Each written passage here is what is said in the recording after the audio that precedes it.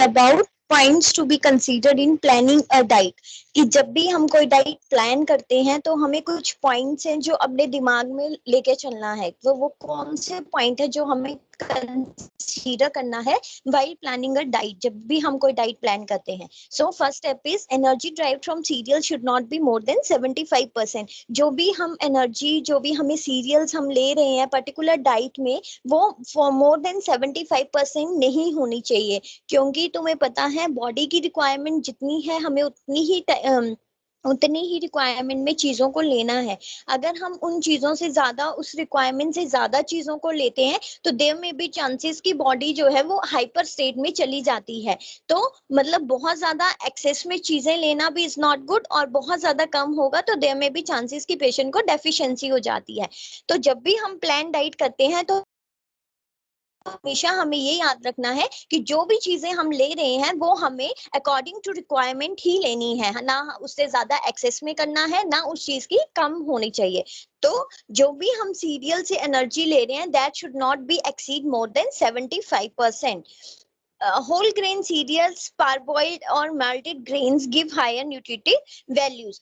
जो भी हमारे whole grain cereals होते हैं या फिर malted grains होते हैं, ये क्या है, ये हमें बहुत ज्यादा, इनमें न्यूट्रिटिव वैल्यू होती है, तो ये हमें बहुत ज्यादा न्यूट्रिशन प्रोवाइड करते हैं. So we have to take them in our daily life. हमें ये चीजें जो है अपनी डेली लाइफ में, और इवन सभी अपनी डेली लाइफ में इन चीजों को लेते हैं, तो इसकी वजह से क्या होता है, हमारी बॉडी की जो न्यूट्रिटिव वैल्यू है वो कहीं ना कहीं मीट हो जाती है, और हमारी जो एनर्जी है वो प्रोड्यूस होने के कारण हमारी जो बॉडी है वो फिजिकल एक्टिविटी कर लेती है. It's better to include two cereals in one meal such as rice and wheat. ये अच्छा होता है कि जब भी हम कोई मील ले रहे हैं, स्पेशली लंच एंड डिनर, तो उसमें क्या है, हम दो सीरियल्स को अपनी डाइट में या अपनी मील में इंक्लूड कर लें तो इट्स बेटर. जैसे कि अगर हमने राइस बनाए हैं तो हम उसके साथ अगर चपाती भी बना लेंगे तो इट्स गुड फॉर अस, कि दोनों टाइप के जो सीरियल्स हैं अगर हम वो लेंगे तो उससे क्या होगा, जो उसकी न्यूट्रिटिव वैल्यू है हमारी मील की वो भी इंक्रीज हो जाएगी, प्लस उससे क्या होगा, जो हमारी बॉडी की रिक्वायरमेंट है वो भी एट अ सेम टाइम वो मीट हो जाएगी. Flour should not be sieved for chapati as it will reduce nutrient content. तो जो हमारा फ्लोर शुड बी, आटा, जो हमारा जो चपाती के लिए हम आटा बनाते हैं, इसमें उन्होंने लिखा है कि उसको सीव नहीं करना है. अगर उसको हम सीव करते हैं तो उससे क्या होता है, वो जो हमारा न्यूट्रिएंट कंटेंट होता है हमारे रोटी में, वो क्या है, या चपाती में, वो कम हो जाता है. तो सीव मतलब कि इट्स अ काइंड ऑफ कि जब हम बाउल में उसको डालते हैं तो उसको बहुत टाइम तक स्ट्रेनर से मैश करके नहीं रखना है, उसको नॉर्मल हमने मैश कर दिया, उसके बाद उसको रख देना है. अगर हम उसको ज्यादा सीव करेंगे तो उससे क्या होगा, उसकी जो न्यूट्रिटिव वैल्यू है वो कम हो जाएगी, प्लस हमारी जो रिक्वायरमेंट है वो पूरी नहीं हो पाएगी.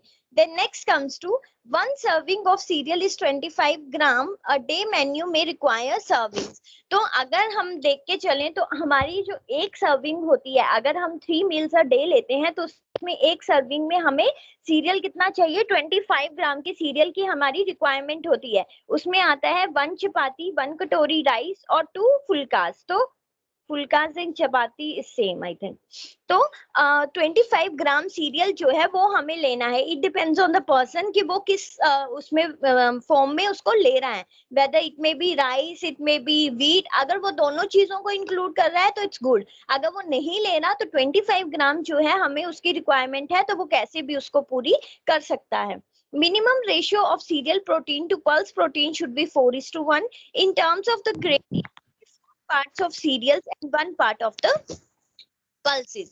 तो मिनिमम रेशियो जो हमारा सीरियल से हमें जो प्रोटीन्स लेनी है प्लस हमें जो पल्सेस से प्रोटीन लेनी है वो हमारी सीरियल की ज्यादा होनी चाहिए एज कंपेयर टू प्रोटीन से, पल्सेस से. क्योंकि हमारा जो सीरियल का रेशियो है वो 4 होना चाहिए और जो पल्सेस का प्रोटीन है वो 1 होना चाहिए. तो इट शुड बी ऑलवेज 4:1. पर अगर हम ग्रेन्स की बात करें तो उसमें क्या होगा, इसमें 4 पार्ट्स ऑफ सीरियल्स होंगे और 1 पार्ट ऑफ पल्सेस होगा.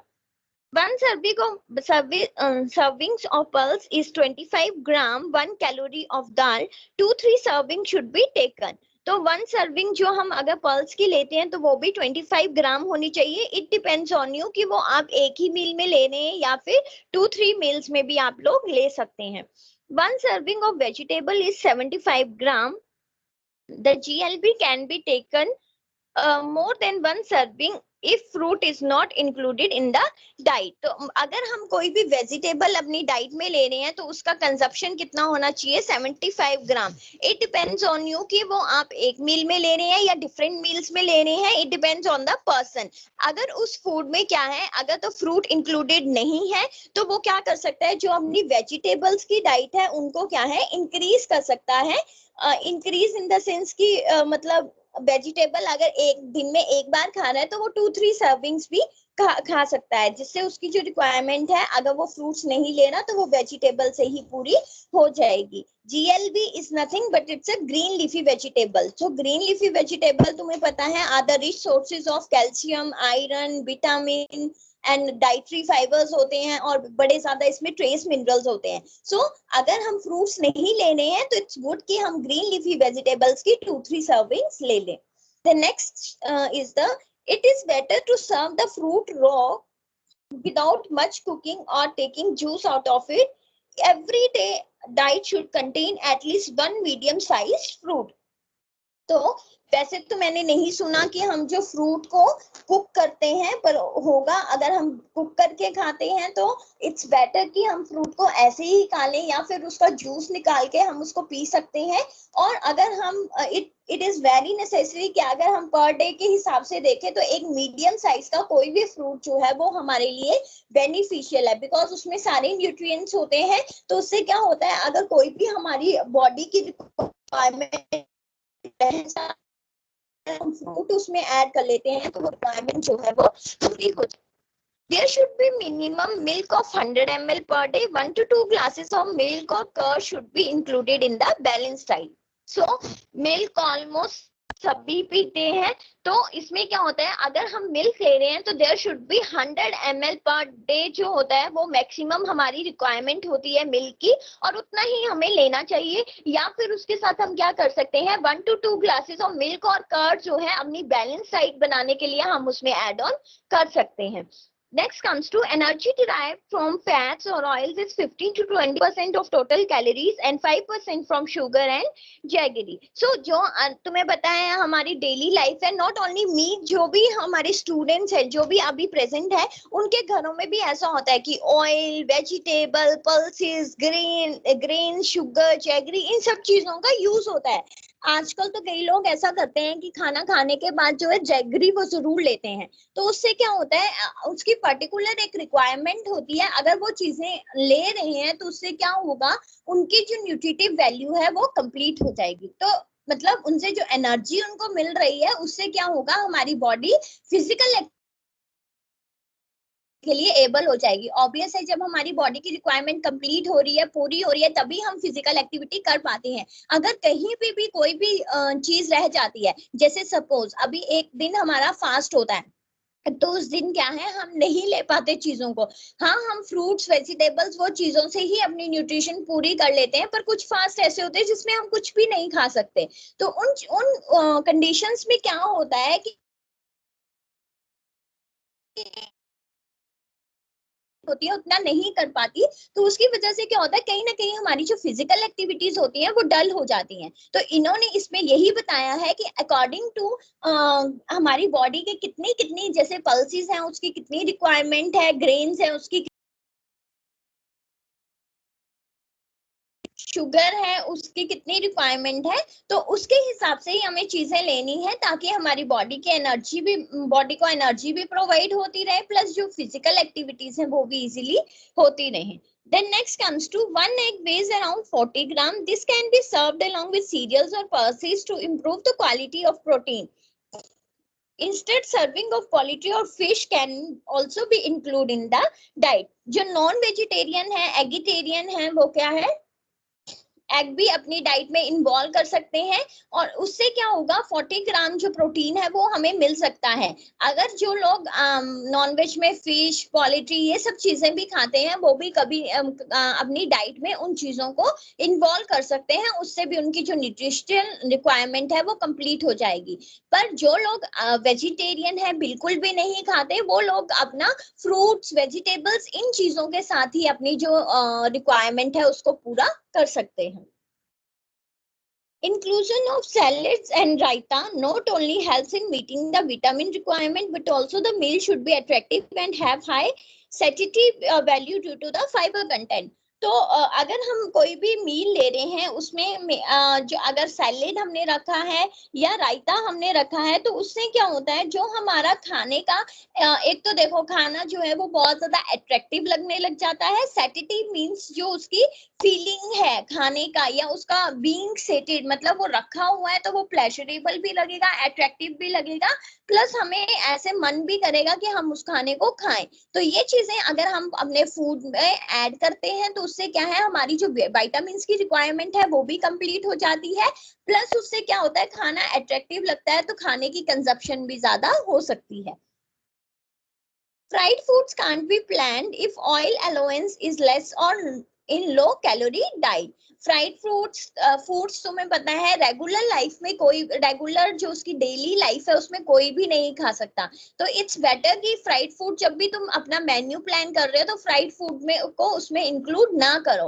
वो ऐसा हो सकता है कि हाँ एक्सेप्शनल केस है कि कभी कभार फ्राइड फूड्स हम ले सकते हैं, और या तो लेस ले सकते हैं या फिर लो कैलोरी डाइट हम उसमें ले सकते हैं। 1/3 of nutritional requirement, at least calories, protein should be met by lunch and dinner. 1/3 हमारी जो न्यूट्रिशनल रिक्वायरमेंट है, एटलीस्ट जो हमारी कैलोरीज हैं और प्रोटीन्स है, वो मेनली हमारी लंच और डिनर में ही हमारी कंप्लीट हो जानी चाहिए। If possible, meal should be planned for several days. अगर पॉसिबल है तो मील, तुम्हें पता है मैंने पहले ही बोला था कि पर डे के हिसाब से भी तुम प्लान कर सकते हो, वीकली, ट्वाइसली, जैसे भी तुम्हें ठीक लगता है, मंथली, तो तुम अपने मेन्यू को प्लान वैसे अकॉर्डिंगली कर सकते हो। Usually the number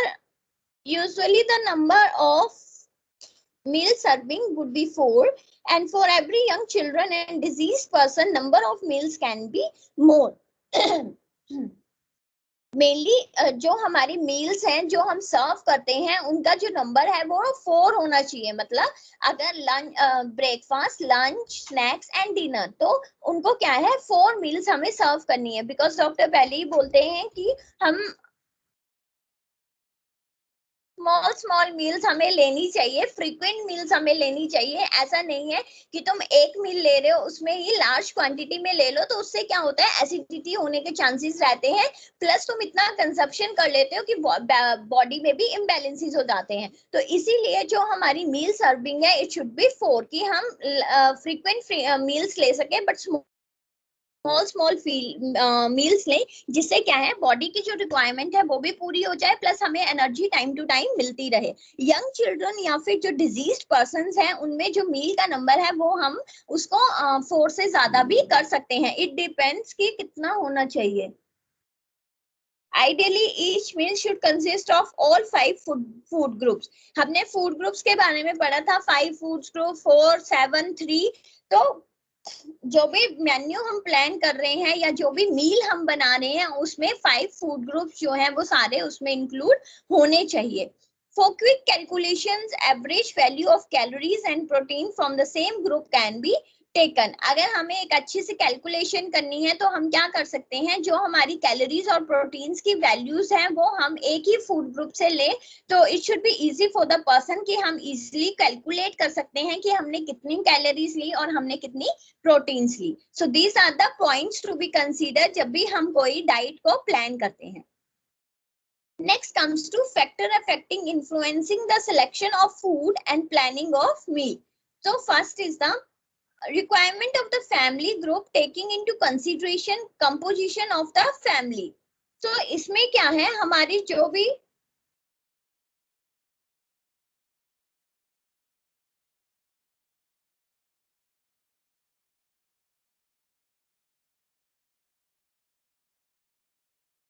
okay, so first is the requirement of the family group taking into consideration. सो क्या है, जो भी हमारी फैमिली की रिक्वायरमेंट है हमें उसको कंसीडर करके चलना है।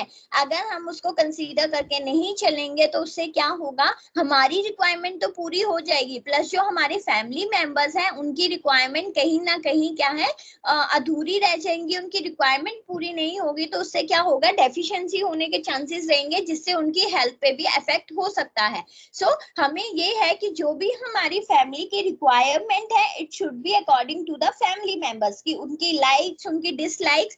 और सबसे बड़ी बात, जो भी हम डाइट प्लान करते हैं उसमें क्या है, 5 फूड ग्रुप्स जो है वो ऑब्वियसली वहां पे प्रेजेंट होने चाहिए। मेनली द थिंग इज कि जो भी हम मील प्लान कर रहे हैं वो हमें अकॉर्डिंग टू जितने भी फैमिली मेंबर्स हैं हमारी फैमिली में उनको कंसीडर करके ही हमें वो चीज प्लान करनी है। Composition of the family, composition of the family हमें ये देखना है कि तुम्हारी फैमिली में कितने लोग हैं और क्या मतलब उनकी अपनी लाइक्स और डिसलाइक्स हैं, उसके अकॉर्डिंग हमें क्या करना है, उन सब चीजों को मिक्स करके जो भी चीजें, जैसे 5 फैमिली मेंबर्स है तो एक एक पर्सन को कंसीडर करके जो वो चीजें बोल रहे हैं उन चीजों को मिक्स करके हमें जो एक मील है वो हमें प्लान करनी है, जिससे क्या होगा, उन सबकी जो जो भी फैमिली मेंबर्स है सबकी रिक्वायरमेंट्स भी पूरी हो जाएंगी और एक न्यूट्रिटिव वैल्यू जो है हमारी मील में वो भी आ जाएगी।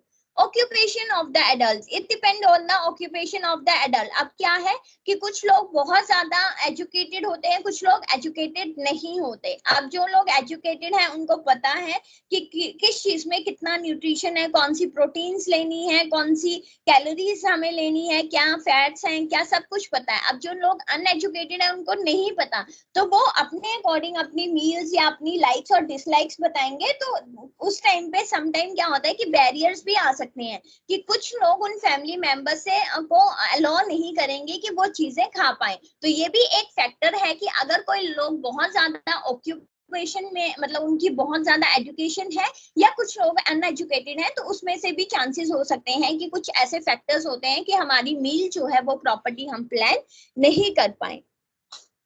Next comes to special requirement for children, adolescent and pregnant and nursing mothers. ये तुम्हें पता है कि जो भी pregnant, lactating mothers होती हैं, special children होते हैं, उन लोगों की जो requirement है वो कुछ special होती है। अब के कुछ घर में अगर छोटे बच्चे हैं तो वो खाना नहीं खा सकते, तो उनको दूध ही देना है, तो वो डिपेंड करता है कि उनकी रिक्वायरमेंट के हिसाब से क्या क्या उनकी रिक्वायरमेंट है, वो स्पेशल रिक्वायरमेंट भी हमें उनको देनी है। समटाइम क्या होता है हम उनकी रिक्वायरमेंट को पूरा नहीं कर पाते हैं, जिसकी वजह से उनका जो न्यूट्रिटिव वैल्यू है वो उनको प्रॉपर नहीं मिल पाती। The next comes to factor affecting food selection. Food acceptance. Each one of us has certain foods we prefer and which we don't. As we move from one place to another, it helps us to enjoy a new environment in the way of bringing variety in meal planning. Food acceptance में क्या है कि अपनी, मैंने बोला हर एक individual की अपनी अपनी लाइक्स हैं, अपनी अपनी डिसलाइक्स हैं। अब जो चीज लाइक कि मुझे ऑरेंज पसंद है, तो हो सकता है कि सामने वाला जो मेरे साथ बंदा है मतलब कोई भी है उसको वो चीज पसंद ना हो, क्योंकि उसकी अपनी लाइक्स है और मेरी अपनी लाइक्स हैं। तो अपनी अपनी हर एक चीज की या इंडिविजुअल की हम कह सकते हैं अपनी अपनी लाइक्स और डिसलाइक्स होती हैं। तो ऐसी कंडीशन में क्या होता है, जब कोई पर्सन जैसे कि होम डिसलोकेशन होता है या कुछ भी बोल सकते हो कि वो अपना घर छोड़ के दूसरे प्लेस में चाहता है, तो उससे क्या होता है उनको क्या है एक मौका मिल जाता है जिससे वो वहां पे जाएंगे तो उनको वेराइटी ऑफ फूड जो है वो वहां पे मिल जाती है। काइंड ऑफ कि कोई लोग वहां से ट्रांसफर होके दूसरी सिटी में जाते हैं, वहां पे बहुत सारी चीजें अवेलेबल होती है जो उस जगह पे नहीं थी, तो उसको क्या होता है लोग उस इन्वायरमेंट को एंजॉय करने लगते हैं, वहां पे एडजस्ट करने लगते हैं, उस फूड को एक्सेप्ट करने लगते हैं। और क्योंकि उनको क्या है उन चीजों से न्यूट्रिटिव वैल्यू भी मिल रही है, प्लस उससे क्या हो रहा है जो वो प्लान कर रहे हैं अपनी मील को अपनी डाइट को, उसमें उनको वैरायटी भी मिल जा रही है। Then next comes to tradition. तो most of the food selection जो है वो कैसे होती है, ट्रेडिशन के अकॉर्डिंग होती है। ऑब्वियस है, अब कुछ लोग बिल्कुल काइंड ऑफ ब्राह्मण होते हैं तो वो लोग नॉन वेज को हाथ भी नहीं लगाते। तो it depends on the tradition कि अगर उनके घर में कोई नॉन वेज नहीं खाता है मींस नहीं खाता।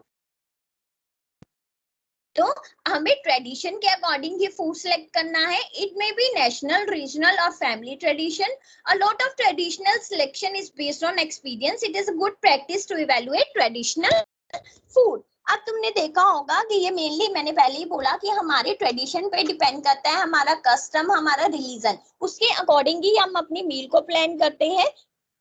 और तुमने देखा होगा कि जब फेस्टिवल्स होते हैं kind of Diwali, Holi and something, तो उस टाइम में क्या होता है और ज्यादा चीजें हमारे लिए बनाई जाती हैं, जिससे क्या होता है मील की जो न्यूट्रिटिव वैल्यू है वो भी पूरी हो जाती है, प्लस उससे क्या होता है जो वैरायटी होती है हमें मील की वो भी मिल जाती है. And it depends on the, जो भी सिलेक्शन करता है अकॉर्डिंग टू ट्रेडिशन, वो हमारे एक्सपीरियंस पे डिपेंड करता है कि हमारे दादा दादी जो भी है हमारे घर में बड़े, वो बताएंगे कि हमें हमारा ट्रेडिशन क्या है, उस हिसाब से आज हमें क्या करना चाहिए. तो it depends on the selection जो हम करते हैं वो एक्सपीरियंस पे बेस्ड करता है. और ये अच्छी बात है कि हम अपने ट्रेडिशन के हिसाब से अपना खाना खाएं. Food miss information of conversation in article, newspaper, magazine and books. People see and hear about it in advertisement too. Some of the information may be useful, but a large part may not be. False ideas about food are common and also prove to be wrong information. But many of these originate in ignorance. Those people who learn about food composition will be able to use this knowledge to guide food selection.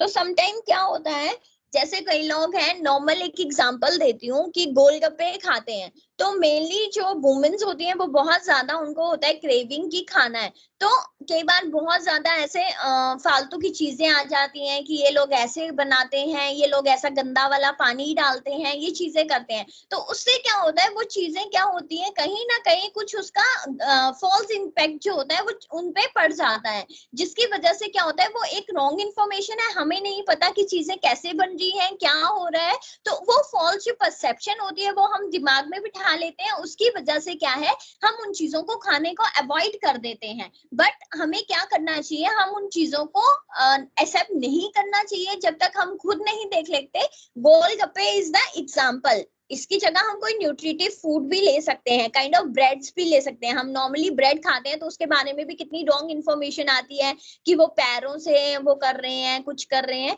तो ऐसी चीजों को हमें, जो false information है वो हमें नहीं लेनी चाहिए जब तक हम अपने आंखों से ना देख ले. उसकी वजह से क्या होता है, अगर हम वो चीजें नहीं खाएंगे तो हमारी न्यूट्रिशन जो है वो हमें प्रॉपर नहीं मिलेगी. इवन हम उन चीजों को अगर डेली लाइफ में भी नहीं खाते हैं तब भी क्या है, कुछ ना कुछ इफेक्ट जो होता है वो हमारी वैल्यूज में पड़ता है.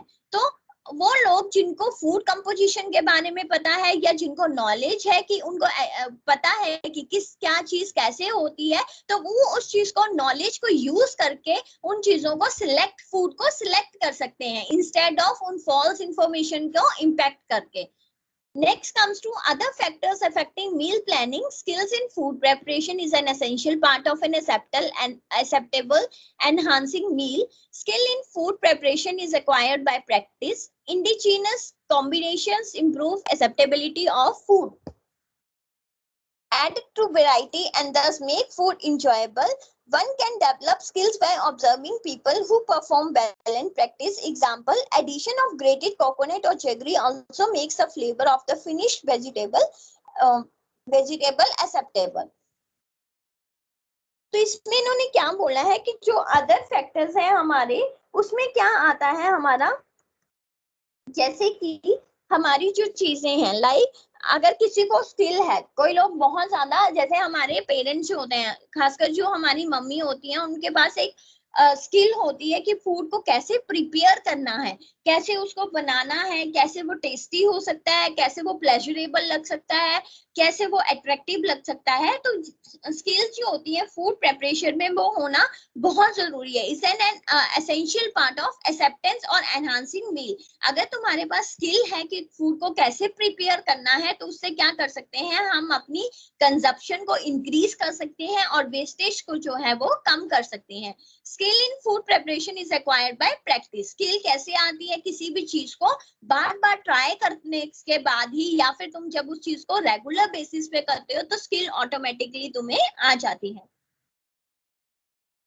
इंडिजिनस कॉम्बिनेशन इंडिजिनस कॉम्बिनेशन क्या है?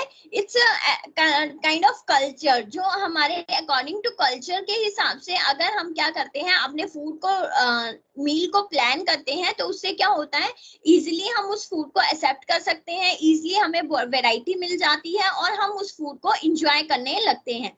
अगर हमने ये क्या है, ये जो स्किल है हम इसको डेवलप, जरूरी नहीं है कि हम उन चीजों को रिवाइज करें या हम उन चीजों को खुद प्रिपेयर करें, वो चीजें हम ऑब्जर्व करके भी लर्न कर सकते हैं, ऐसी स्किल हमें ऑब्जर्व करने से भी आ सकती है।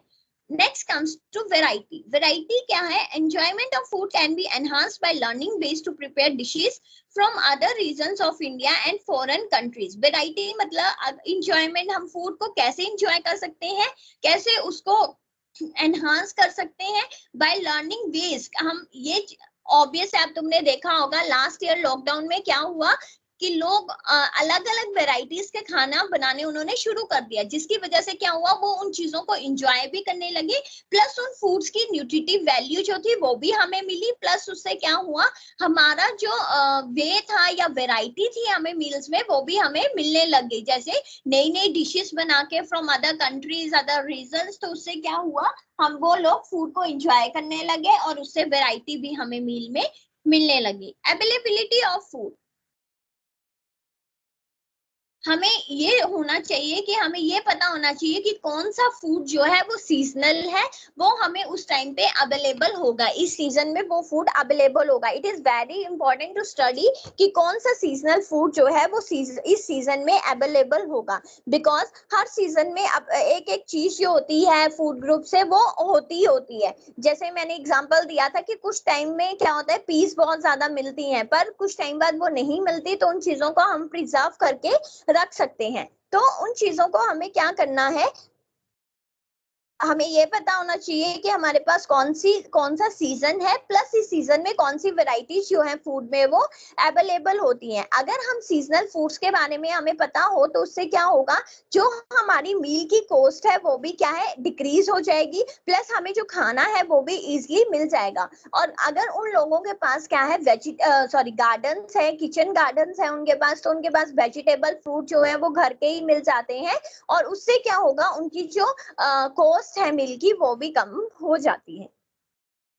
होम प्रोडक्शन वही है, इसमें क्या है, जो कुछ वेजिटेबल्स और कुछ फ्रूट्स होते हैं जो हम अपने किचन गार्डन से भी मिल जाता है हमें, उनको हम अपने घर में ही ग्रो कर सकते हैं, जिसकी वजह से क्या होता है, हम अच्छे से मील को प्लान कर सकते हैं, और उसकी वजह से क्या होगा, हमारा जो फैमिली का बजट है हम उसके हिसाब से अपनी रिक्वायरमेंट पूरी कर लेंगे, प्लस उसकी जो कॉस्ट होगी वो भी क्या है, हमारे खाने की रिड्यूस हो जाएगी, प्लस उससे क्या होगा, जो हमारे फैमिली मेंबर्स हैं हम उनको भी कंसीडर कर पाएंगे, उनकी जो न्यूट्रिटिव वैल्यू है उनसे भी मीट कर पाएंगे, और हर एक इंडिविजुअल की जो अपनी लाइक्स हैं हम उनको उनके अकॉर्डिंग हम उनको मील दे पाएंगे।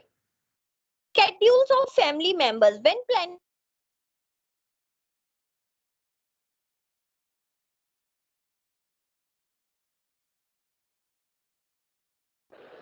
eaten at home and those that are eaten away from home।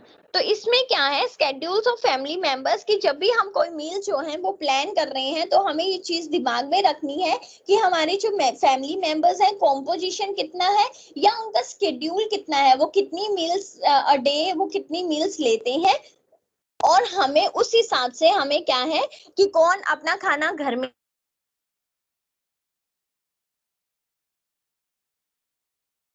तो वो क्या है उसके हिसाब से ही हमें अपनी मील जो है वो प्लान करनी है। Next comes to time. Time में क्या आता है हमारा, टाइम में the time available for meal preparation and the individual who is preparing food, it be it children or elder, may affect the menu and choice of foods bout। So time जो है तुम्हें पता है, एक particular time जो है मील preparation के लिए होना चाहिए। ऐसा नहीं है कि जो भी खाना बना रहा है, ऐसा नहीं है कि उसके पास कोई टाइम लिमिट नहीं है, वो कभी भी मन कर रहा है तब खाना बना रहा है, नहीं, हमें अपनी फैमिली के अकॉर्डिंग चलना है। अगर हमें लंच इतने उनका टाइम टेबल के हिसाब से चलना है, अगर लंच 12 o'clock है मीन्स 12 o'clock ही होना चाहिए, चाहे वो कोई भी कुक कर रहा है, चाहे whether it may B adult whether it may B children. तो उसकी वजह से क्या होगा, अगर वो टाइम प्रॉपरली नहीं अपना सेव करेंगे तो उससे क्या होगा कि जो हमारी मेन्यू है उसमें भी इफेक्ट होगा, प्लस हमारी जो चॉइसेस हैं फूड्स की वो भी कहीं ना कहीं इफेक्ट हो जाएंगी, क्योंकि हमें नहीं पता कि कब खाना बन रहा है, कब लंच हो रहा है, कब डिनर हो रहा है, कब स्नैक्स आ रहे हैं, कब ब्रेकफास्ट हो रहा है। तो टाइम इज वेरी इंपॉर्टेंट। जब भी कोई मील बननी है तो वो फैमिली स्केड्यूल के हिसाब से बने, टाइम टेबल के हिसाब से बने, ताकि उससे क्या हो, जो हमारी मेन्यू है उस पर भी कोई अफेक्ट ना हो और हमारे जो न्यूट्रिटिव वैल्यूज हमें चाहिए वो भी अफेक्ट ना हो।